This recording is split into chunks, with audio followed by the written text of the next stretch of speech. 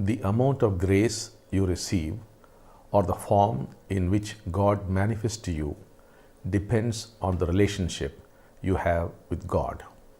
That is why it is important that you do not have an image of a punishing God or an indifferent God. If you thought God would be angry with you for your thoughts or your life and are therefore afraid, God would certainly punish you. If God to you were a lazy father who would answer after endless entreaties and petitions, that would be your reality. You create your God. You have made a mess of your lives, unaware of the power and freedom you hold in creating your God.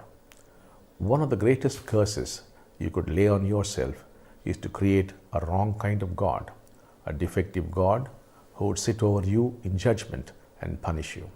Remember, when I say creating your God, I do not mean creating a non-existent God through your own imagination. God is your creator, and how could you create God? Creating your own God means to awaken to the power you wield. God is powerful, but you too, being a part of God, are quite powerful, hence the problem.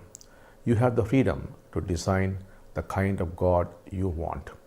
It is like a potter making use of the clay to create masterpieces. You are the potter and God the clay. Your God would then respond to you the way you want.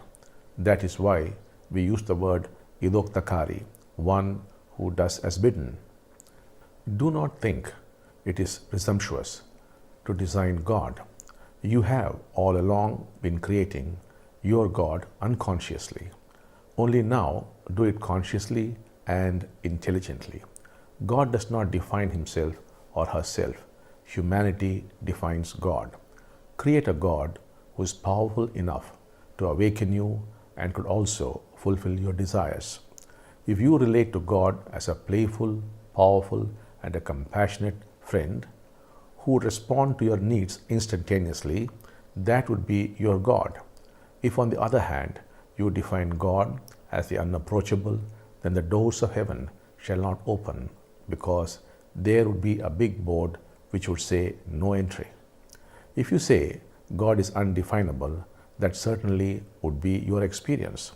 You could choose to have a frowning God, a smiling God, a laughing God, or even a playing God.